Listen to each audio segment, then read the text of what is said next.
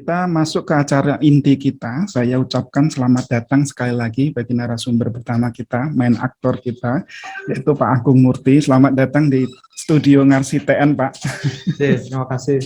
Iya, sehat selalu, Pak ya. Alhamdulillah. Wajib ya, Pak. Ya. Walaupun kita sekarang lagi ada di era pandemi COVID nih, kita nurun nih. Memang lagi COVID lagi naik dan kita sekarang turun, ya harapannya di tahun ini kita turun terus ya dan bisa terus beraktivitas sehingga webinar-webinar nanti tentunya akan diselenggarakan offline, karena kalau offline kan lebih menyenangkan menurut saya. Gitu. Saya mewakili Prodi Arsitektur Pak ITN Malang, berterima kasih waktu uangnya untuk sharing ilmu. Semoga materi dan ilmu yang akan di-share akan bermanfaat bagi peserta webinar ini. Amin. Saya juga mengucapkan selamat datang pada Pak Ariel. Pak Ariel sudah bergabung untuk Zoom meetingnya di Zoom webinar ini. Selamat pagi, Pak. Sudah hadir di sini. Terima kasih. Ya. Selamat pagi. Selamat pagi, Pak. Ya. Selamat pagi. Oke, seperti kita ketahui, webinar ini merupakan webinar series. Jadi, para peserta mungkin perlu nggak, Pak? Kira-kira di flashback gitu, seri 1, 2, 3 seperti apa, sehingga ada interrelasi antara masing-masing series gitu. Ya, nanti saya sampaikan di awal. Oke, ya, siap. Iya, Pak. Ya. Oke, di series 4 ini merupakan series yang terfokus pada materi aplikasi kreatif, urai rangkai bioklimatik gitu. Jadi, bagi teman-teman praktisi, akademisi maupun mahasiswa yang bergabung di acara webinar ini tentunya sangat bermanfaat karena kita dihadapkan di era global warming dan rangkai bioklimatik ini memang benar-benar dibutuhkan pada implementasi perencanaan. Nah, untuk mempersingkat waktu, saya akan membacakan rundown acara untuk inti acara ini di masing-masing nantinya. Para narasumber akan mempresentasikan dan memaparkan materinya kurang lebih 1 jam dan mohon Pak Agung nanti kalau sewaktu-waktu saya setelah 1 jam saya cut, saya mohon izin Pak ya. Siap. Mungkin teman-teman juga nanti bisa bantu ngingetin gitu kalau kelamaan gitu. Nah, untuk sesi 1 dan 2 dilaksanakan langsung, kemudian dilaksanakan juga kemudian di sesi pembicara 1, 2 nanti akan ada sesi tanya jawab, di mana di tanya jawab itu juga tidak menutup kemungkinan peserta webinar langsung mengajukan pertanyaan ke chat room gitu. Jadi kalau masih ada yang ngeganjel gitu ketika masih ada pemaparan gitu, teman-teman bisa langsung menggunakan fasilitas chat room Zoom untuk menanyakan. Kemudian nanti moderator dan tim panitia akan meresum pertanyaan yang mungkin sama gitu. Jadi nanti agar tidak repeat ya untuk pertanyaannya. Kemudian juga memungkinkan juga untuk peserta nanti bertanya dengan icon raise hand di Zoom langsung apabila waktunya memungkinkan. Gitu ya. Sebelumnya akan saya bacakan, mohon izin Pak untuk membacakan kurikulum vitae narasumber 1, Pak Agung. Insinyur Agung Murti Nugroho STMP PhD IPM, lahir di Yogyakarta tanggal 15 September. Beliau menyelesaikan pendidikan sarjana di jurusan Arsitektur Universitas Gadjah Mada. Di tahun 2007 mendapat gelar PhD atau setara dengan doktoral, di mana di jurusan Seni Bina Fakultas Alam Bina University Teknologi Malaya.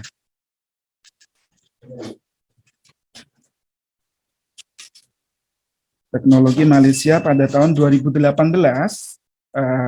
beliau mendapatkan gelar insinyur dari program profesi insinyur Fakultas Teknik Universitas Brawijaya. Selain itu, bidang keilmuan yang ditekuni adalah sains arsitektur yang sesuai dengan apa yang dipaparkan pada materi webinar series ini. Dengan penelitian terbarunya adalah arsitektur bioklimatik sebagai salah satu bagian pengembangan arsitektur bionik atau bioteknik. Itu ya.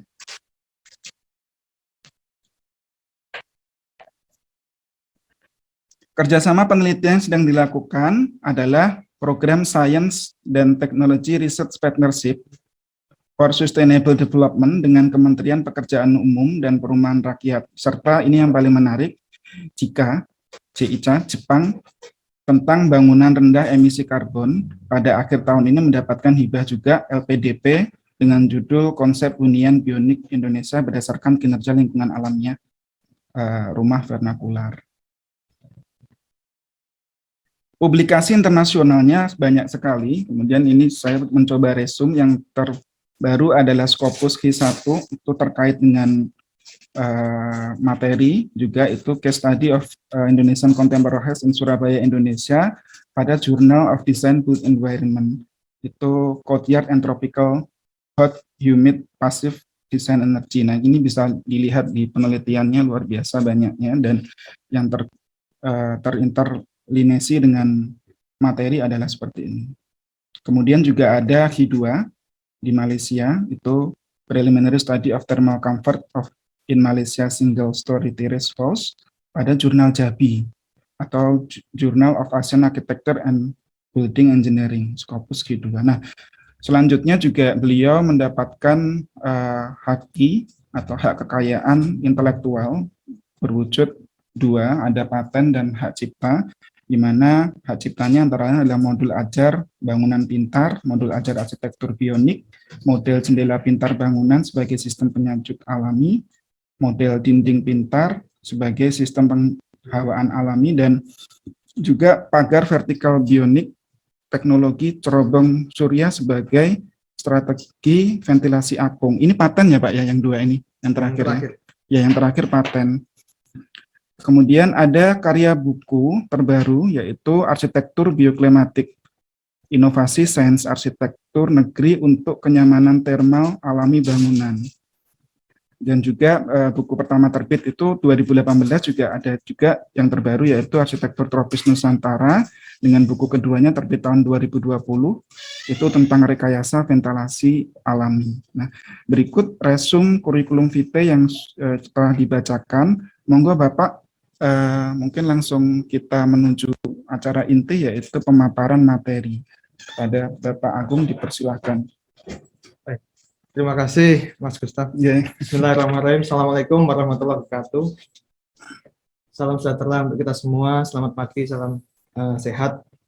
Pertama-tama saya ucapkan terima kasih kepada ITN yang sudah memberikan kesempatan pada seri keempat ini.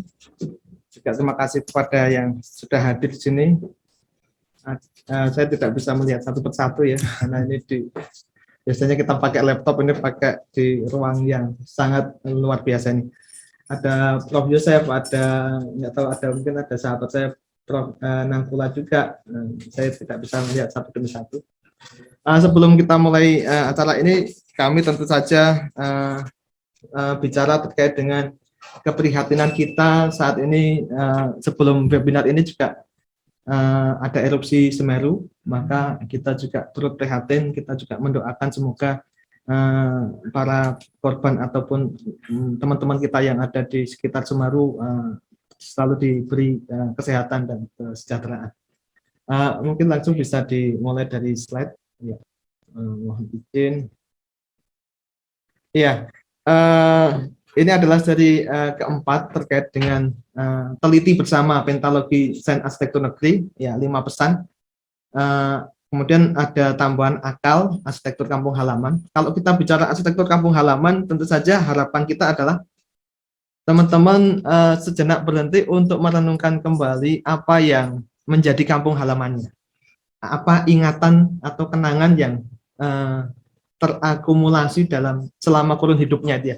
Karena kadang-kadang kampung halaman itu bisa dikatakan tempat yang paling berkesan, tempat yang mungkin paling lama tinggal gitu ya, sehingga di situ tentu akan memberikan kesan dan itu akan menjadi satu cerita yang akan jadikan pesan gitu ya.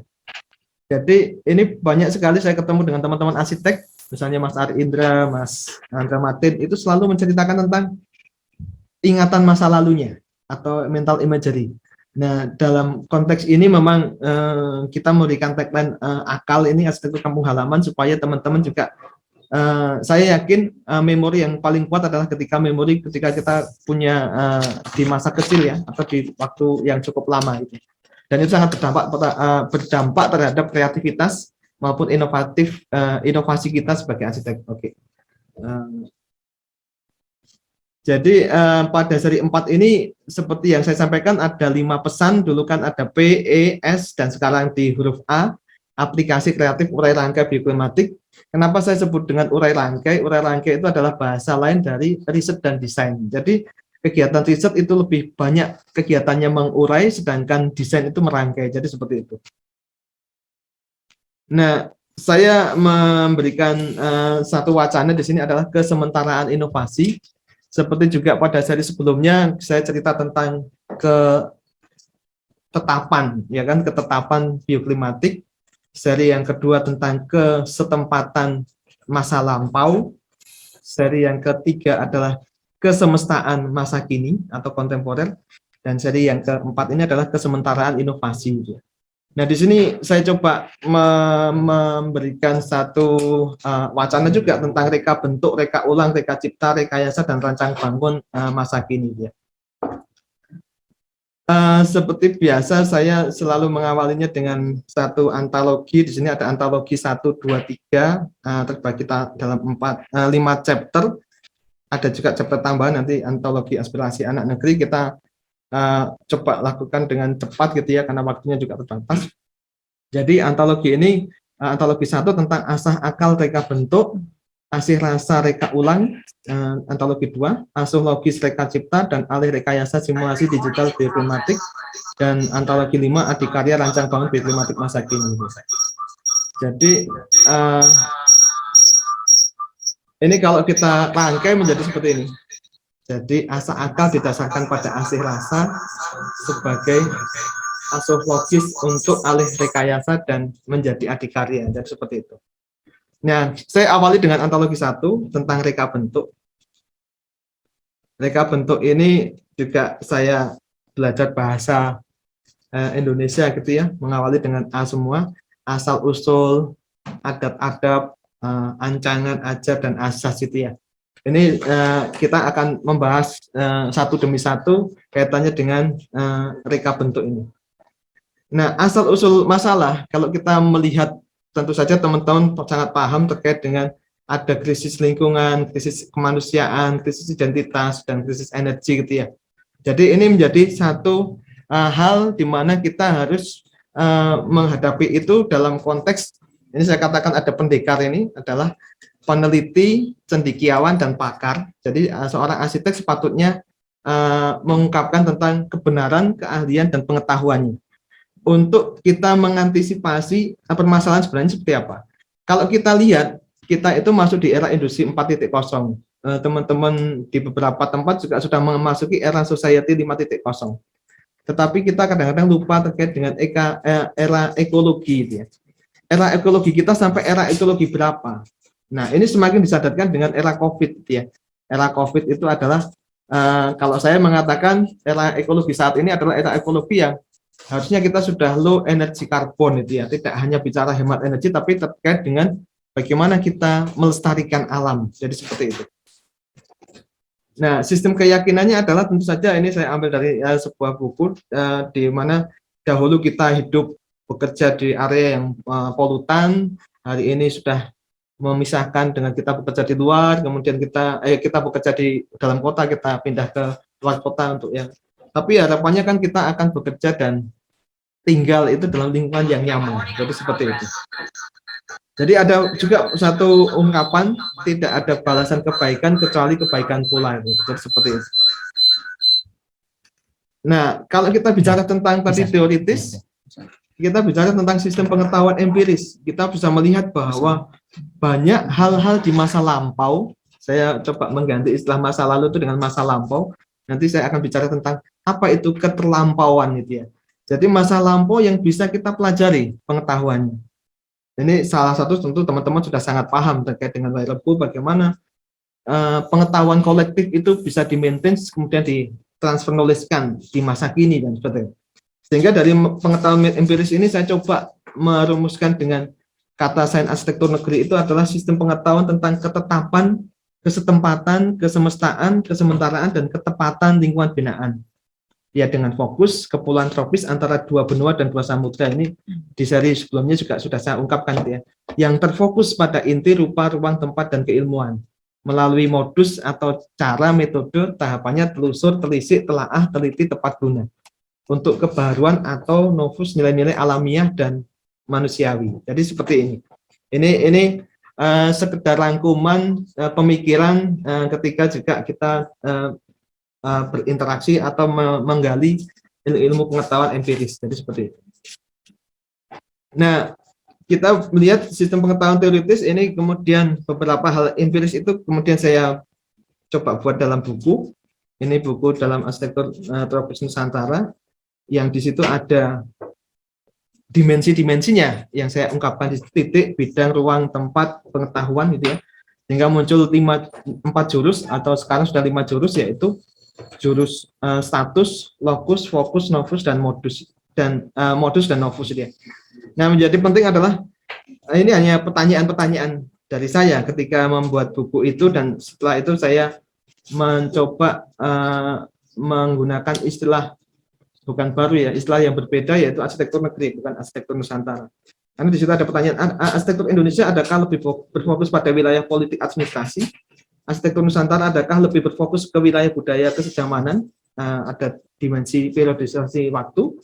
Nah, arsitektur negeri mencoba berpijak pada wilayah kebumian dan kemanusiaan. Ini yang ya, ini masih sangat membuka peluang diskusi dan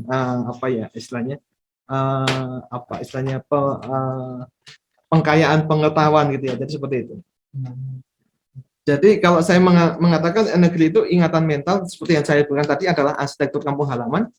Negara itu pengetahuan bersama, negara itu identitas kebangsaan. Jadi seperti itu.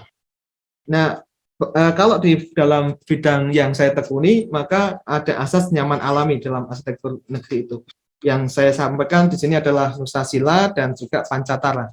Yaitu ada Nusasila itu kaitannya dengan aspek-aspek lingkungan, yaitu radiasi matahari, suhu udara, kelembapan udara, aliran udara. Lalu di Pancatara itu ada aspek-aspek bagaimana kita berarsitektur terkait dengan peneduhan, pengkondisian, pengawal lembapan, dan penyejukan. Dan terakhir tentu saja memberikan satu pembiasaan untuk adaptasi nyaman. Jadi ini sebenarnya lebih pada fokus bagaimana kita memberikan sains arsitektur negeri itu memberikan kenyamanan alami. Jadi seperti itu. Antologi kedua, reka ulang. Ini reka ulang itu ini juga kolaborasi dengan teman-teman ataupun mahasiswa gitu ya. Di sini ada aneka adopsi, atribut, adaptasi, acuan gitu ya. Jadi saya aneka ragam entitas objek menentukan adopsi suasana dan kriteria, mempertimbangkan atribut dan juga adaptasi sehingga sebagai acuan untuk perbandingan. Ini mahasiswa saya bernama Jesslyn, meneliti dengan saya. Kebetulan mahasiswa itu adalah berasal dari NIAS, lalu mencoba di situ, Pak, di sana ada 3 objek entitas NIAS. Jadi dalam urai rangkai ini kita bicara terkait dengan metode-metode apa yang bisa kita lakukan terkait dengan pengembangan sains arsitektur negeri. Metode yang pertama adalah metode secara visual. Nah, ini yang dikatakan tadi, kita coba di satu wilayah Pulau Nias itu ada utara, tengah, selatan. Secara visual juga ada kesamaan dan perbedaannya. Jadi seperti itu. Nah, untuk bisa mengamati kaitannya dengan visual, maka kita harus paham tentang kriteria.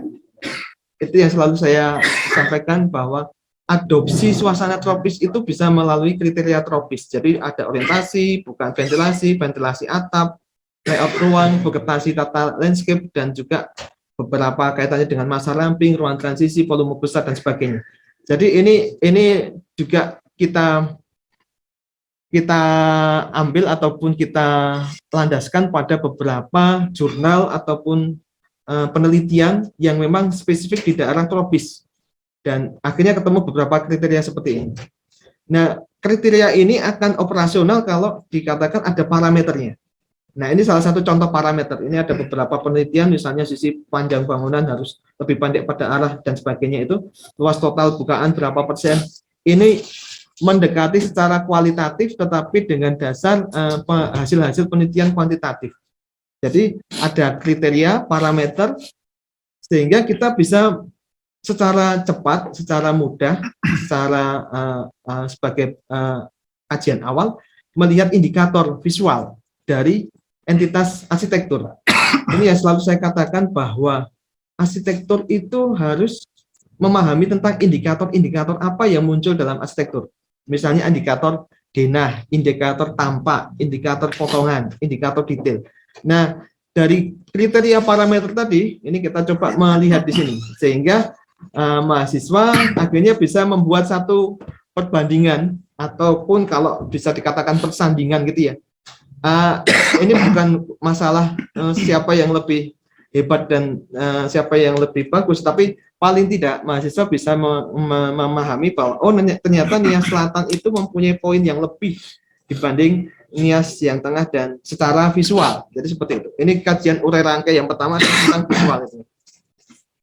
Nah, untuk antologi yang ketiga, Reka Cipta, ini juga melanjutkan kajian tadi. Jadi kita melihat dari artefak, amatan, kemudian akumulasi, kemudian arti temuan. Ini kita coba dalam satu paragraf itu kita lakukan pengukuran dari tiga entitas tadi yang dikatakan tadi. Secara visual sudah ketemu ada poin-poin apa saja yang dominan dalam masing-masing tadi ya jenis tipe arsitekturnya itu. Kita lakukan pengukuran. Kita lihat di sini bahwa secara umum iklim di Nias itu seperti ini. Ini mahasiswa juga melakukan pengukuran dan membandingkan dengan standar, ya kan? Lalu dilakukan satu perbandingan, ya kan? Rumah Nias yang utara, tengah, selatan itu seperti apa itu? Kita bisa melihat perbandingan penurunan suhunya dari ketiga rumah ini diukur secara bersamaan gitu ya, sehingga kita bisa bandingkan. Bukan lagi persandingan tapi perbandingan karena dilakukan pengukuran secara bersamaan. Jadi seperti itu. Sehingga kita bisa melihat di sini ada mohon maaf ini ada sedikit apa istilahnya perbedaan ini ya. Teksnya ada sedikit nah, kita bisa melihat di sini bahwa cuma ada utara misalnya selisihnya kita bisa dari suhu maksimal minimal itu bisa ketahuan juga time lag-nya. Ini menurut penelitian Dili itu kita bisa melakukan satu analisis awal time lag dengan membandingkan antara suhu maksimal luar dan suhu maksimal dalam. Jadi seperti itu. Sehingga kita bisa melihat di sini penurunan suhunya sekian dan ternyata memang di dalam konteks ini kita bisa melihat bahwa rumah Nias Selatan itu mempunyai performance yang lebih baik memang, lebih baik dari yang tengah dan utara. Ini dilakukan bersamaan, lalu kita sandingkan tadi dengan hasil visual. Nah, memang akhirnya terjadi satu apa ya? Perjumpaan hasil itu ya, perjumpaan hasil yang itu matching itu ya antara kajian visual dan pengukuran. Jadi seperti itu. Nah, penelusuran lebih mendalam harusnya dilakukan juga terkait dengan adanya pengaruh volume atap dan pengaruh time lag. Nah, ini menjadi satu rekomendasi untuk penelitian selanjutnya. Nah, kemudian antologi 4 adalah rekayasa. Nah, rekayasa ini kita sudah mulai masuk ke dalam konteks simulasi, tapi memang dalam konteks ini di Nias ini belum kita lakukan, belum insya Allah tahun depan kita lakukan dengan running beberapa software. Saya hanya menunjukkan di sini adalah kaitannya dengan aktual aktivitas, kemudian tentang apa yang juga saya dan mahasiswa lakukan kaitannya dengan ini adalah rumah rempah karya Pak Paulus Mintarja. Kita lakukan pengukuran sudah kami sampaikan waktu di seri ke-3. Maka di sini kita coba mahasiswa melakukan satu rekomendasi dengan karena diketahui di situ bahwa ada beberapa waktu rumah rempah karya itu secara performance thermalnya tidak begitu baik gitu ya. Karena kemarin saya sampaikan orientasinya kurang tepat gitu ya, membujur ke utara selatan. Sepatutnya kalau di daerah tropis kan barat timur. Saya juga sudah sampaikan ke Pak Paulus Mintarja, performansi rumah rempah karya itu sebenarnya sudah bagus, hanya sayangnya orientasinya kurang tepat gitu ya. Apalagi kalau sudah orientasinya tepat, maka bisa dikatakan itu akan jadi optimal gitu ya. Tetapi pada kali ini mahasiswa saya melakukannya dengan pengubahan material. Jadi ini kita lakukan pengukuran existing, kita validasi dengan simulasi, ya kan hasil simulasinya tidak jauh berbeda 4%, kemudian kita lakukan rekomendasi material. Beberapa masih sama performanya, tapi kemudian seiring sejalan terjadi satu peningkatan atau peningkatan kinerja termalnya itu ya. Jadi dari sini mahasiswa juga belajar tentang bagaimana melakukan evaluasi dan rekomendasi. Jadi ada mengurai dan merangkai. Jadi seperti itu. Nah, ini adalah hasil-hasil yang bisa dikatakan tadi ada alternatif yang paling baik adalah misalnya dengan material plywood dan sebagainya dengan ukuran berapa itu ya. Jadi seperti itu. Jadi ada pembaruan, bukan pembaruan. Pembaruan itu menyempurnakan sesuatu yang sudah ada. Kemudian rancang bangun, ini saya cerita tentang apa yang saya lakukan dengan membuat eh, rumah gitu ya, rumah yang itu menjadi satu laboratorium juga untuk saya bereksperimen. Jadi ini rumah perahu, waktu selesai rumah ini ya bikin puisi gitu ya, Mas Gustaf ya. Jadi rumah bata laku berupa merah putih bernuansa riang kayu putih, bermakna tempat peduli mandiri memberi, berbudaya hangat, guyup rukun, dan berserah diri. Nah, beberapa kaitannya dengan apa yang ada dalam rumah ini adalah adanya urban farming, ada hidroponik, meskipun juga sangat susah sekali ternyata hidroponik itu.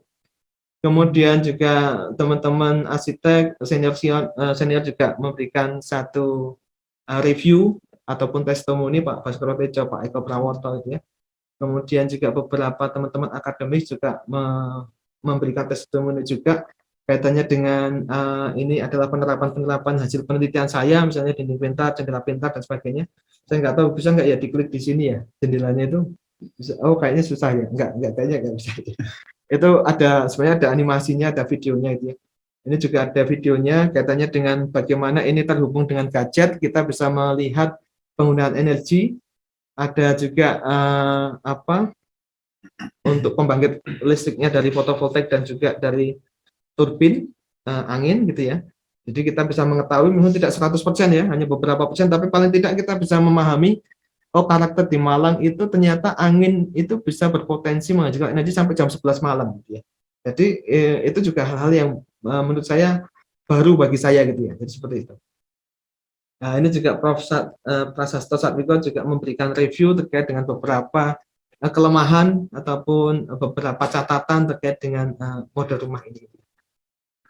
Dan kita juga lakukan pengukuran di setiap ruangan itu ya. Dan yang menjadi menarik adalah ruangan yang menghadap barat, ya sisi barat itu biasanya paling panas, tapi ternyata dalam konteks rumah ini adalah paling dingin. Gitu. Nah itu kaitannya dengan sudah saya sampaikan di dalam Senfar kemarin itu ada kaitannya dengan bioklimatik approach, gitu ya, pendekatan bioklimatik dengan adanya kolam, adanya ventilasi, vegetasi dan sebagainya. Kemudian terakhir ini aspirasi anak negeri ini ternyata teman-teman mahasiswa juga sangat semangat sekali untuk seiring sejalan meneliti gitu ya. Ini antologi rumah samin. Ini awal peduli vernakular, performansi pengukuran termal, validasi, modifikasi, simpul pertemuan itu ya. Jadi ini Garda Adiasa ini sekarang sudah lulus, itu juga tertarik dengan satu rumah, dua entitas rumah samin, ada rumah asli dan rumah modifikasi. Modifikasi itu juga masih lama, tapi hasil modifikasi dari rumah yang asli. Dilakukan pengukuran, ya kita juga membantu dengan pengukuran di situ, ada penurunan dan sebagainya. Akhirnya di situ juga kita lakukan validasi dengan software rumah asli dan rumah baru itu bentuknya seperti apa. Dari situ kita bisa ketahui kinerja dari dua rumah itu, yang kemudian Mas Garda ini kemudian membuat rumah samin kontemporer. Bentuknya tetap secara fungsional tetap mengacu, tapi mencoba meningkatkan performance-nya. Jadi hasilnya seperti ini. Jadi saya juga sangat apresiasi sekali ya, terkejut ya dengan tingkat kecepatan mahasiswa untuk kemudian mulai dari evaluasi, ini S1 gitu ya, evaluasi, melakukan satu validasi, modifikasi, dan mengungkapkan satu ide-ide desain. Jadi seperti itu. Ini bagian terakhir dari beberapa tadi ya mahasiswa, kemudian juga pengalaman-pengalaman di lapangan. Akhirnya saya punya harapan itu ya, inovasi bioklimatik itu sangat terbuka luas. Jadi inovasi itu bisa menyangkut kebaruan pengetahuan, bisa kebaruan objek, kebaruan teknologi, kebaruan cara, kebaruan temuan itu ya. Dan itu membuka sekali peluang-peluang bagi arsitek ya. Jadi seperti itu. Jadi pembaruan atau pembaharuan. Kalau pembaharuan itu sesuatu yang sangat baru, novelty-nya sangat tinggi untuk mungkin dapat dapat Nobel gitu ya. Tapi yang bisa kita lakukan juga sebenarnya bisa pembaruan. Pembaruan itu menyempurnakan yang sudah ada. Arsitektur masa lampau, ya kan, untuk masa depan. Kalau dalam bahasa yang saya coba kemarin setting itu di KPP itu ada istilah kalalini, gitu ya. Kalalini itu masa depan. Ini adalah kita sudah sampai di seri keempat pesan tadi ya, pengetahuan, eksistensi, solusi, aplikasi. Nah, nanti harapannya di seri kelima kita tutup dengan naungan alami kreasi bioarsitektur masa depan. Itu ada nyaman alami, gatra alami, guna citra alami, sehat alami, energi alami, dan cerdas alami. Nah, saya akhiri dengan perumpamaan.